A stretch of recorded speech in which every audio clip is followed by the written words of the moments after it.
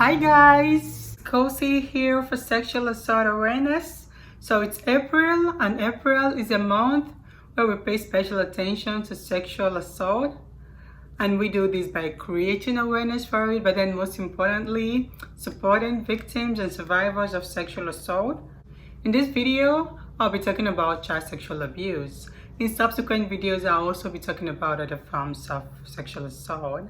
Although the definition of child sexual abuse varies, one of the things they all have in common is that it involves harm caused to a child by coercing or forcing or even telling them to engage in sexual activity, whether they are aware of it or not. Other definitions may also include whatever that is done to a child for a person's sexual gratification. Some forms of child sexual abuse involve indecent exposure, where the adult exposes their genitals to a child, making the child to expose their genitals to the perpetrator, exposing the child to pornographic materials, rape, unwanted sexual comments, child molestation, harassment, touching their private parts, or asking a child to touch your private parts. These are all forms of child sexual abuse. The truth is that child sexual abuse is closer to us than we think. If you are here and you are thinking that child sexual abuse is far from you, doesn't happen in Nigeria or even in Africa maybe, let's take a brief look at this data from UNICEF. According to data by UNICEF, 6 out of every 10 children experience violence in Nigeria. Now when we come down to sexual violence, 1 out of every 4 girls and 1 out of every 10 boys experience sexual violence. Remember, sexual violence is just one form of child sexual abuse.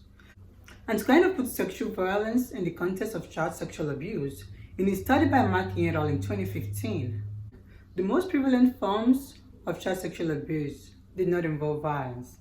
They were mostly exposing a child to pornographic materials, indecent exposure, exposing the child's genitals for filming. When we look at these most prevalent forms of sexual abuse in our society, we see that none of them explicitly involves violence.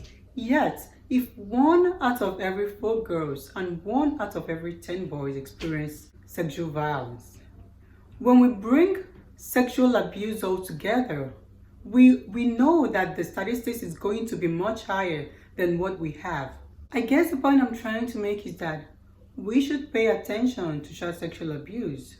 Apart from it being a very ugly experience for any child, studies have also shown that it can have adverse effects that will follow a child into adulthood. If all this is true, why then do we not talk about child sexual abuse? Our culture is one.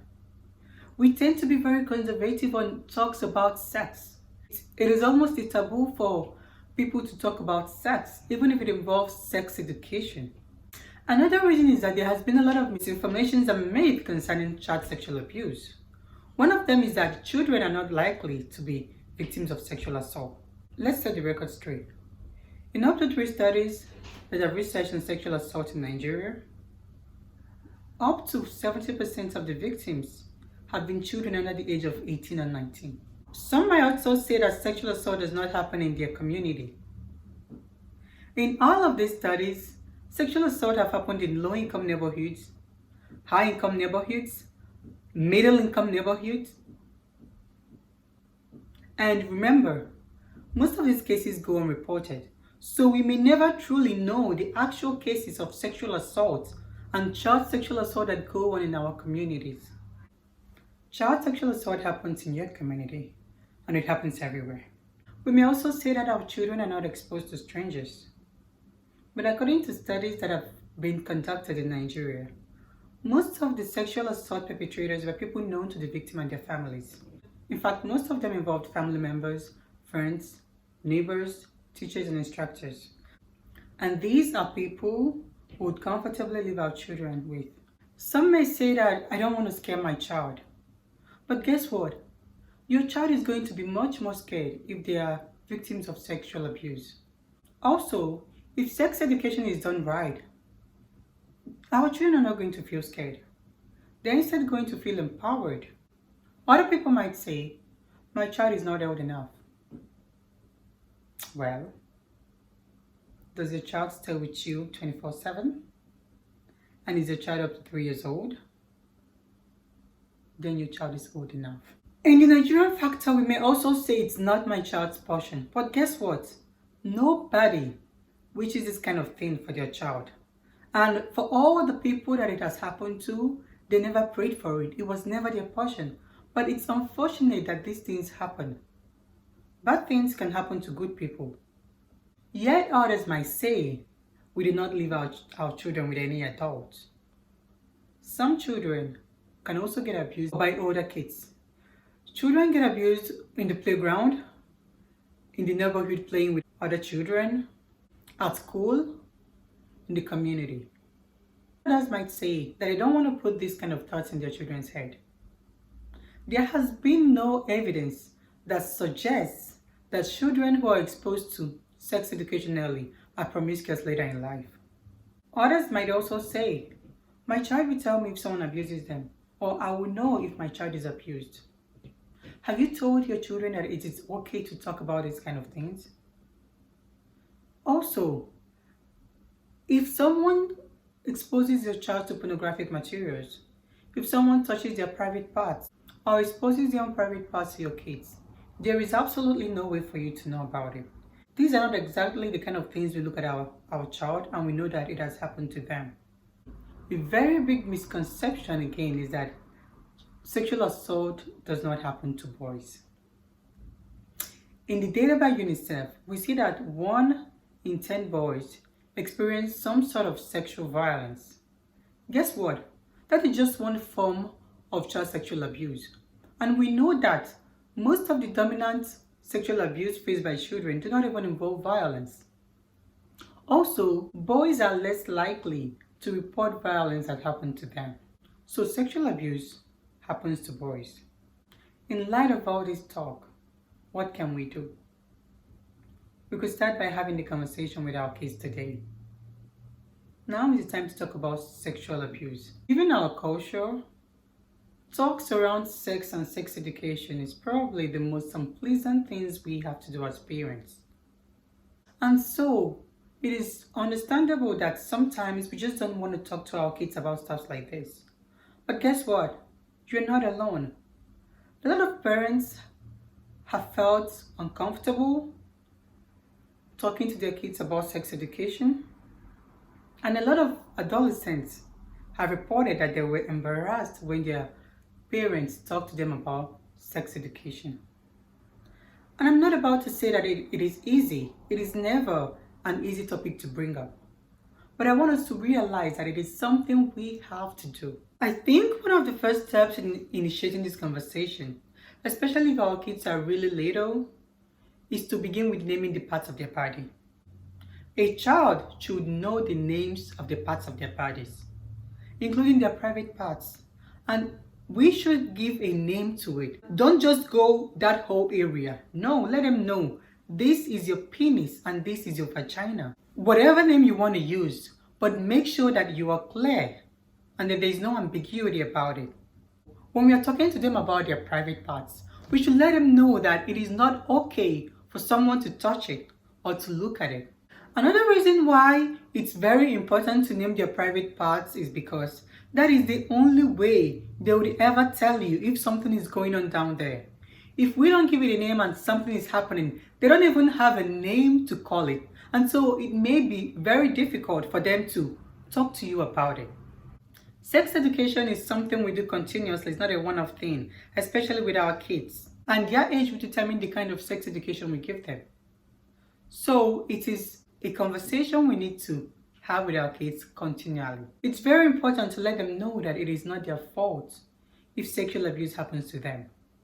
This is important because a lot of teenagers have reported not telling their parents about sexual abuse that happened to them because they felt guilty or they felt it was their fault and that their parents were going to think it was their fault.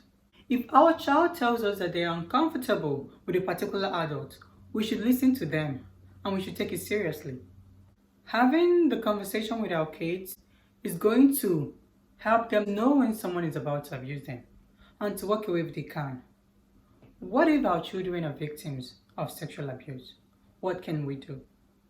The first thing we should do is to believe and to support them. Most times, it takes a lot of courage for a child to talk about sexual abuse that happened to them. And the least we can do as parents is to take them seriously.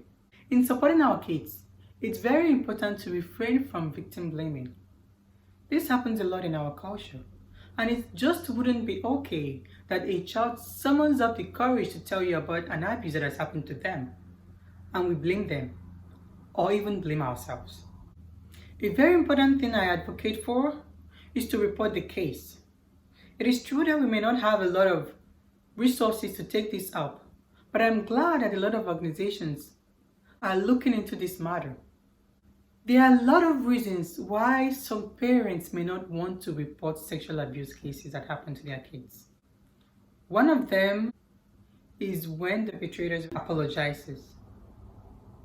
It is true that they have apologized, but are they really sorry, or are they sorry because they got caught? Our communities will never be safe if we have adults that abuse kids. Another reason why parents may not want to report the case is if the perpetrator is known to the parents, and in most cases they are. Most times it's a family member, or a close friend, or a neighbor, or a respected elderly person in the community. But the fact that they do this to our kids, it means that no child is safe in that family. No child is safe in that neighborhood. No child is safe in that community. We may also think that it's the devil's fault and that the person was used by the devil. While this may be true, what we fail to realize is that the devil was successful. And if he was, he has seen the person as a tool, and he's going to come back and the person is going to abuse another child. Finally, know that for every time you see or hear something and you do nothing, you're enabling the perpetrator. And the perpetrator is going to go ahead and wreak the same havoc on another child, on another family. If we want to report child sexual abuse cases, we could go to the police. There are also some organizations that specialize in rendering services to victims and survivors of child sexual abuse. And I'm going to leave their contact information in the description box. I sincerely hope that we see the need to talk to our children about child sexual abuse. Have that conversation today, and see you in my next video. Bye for now.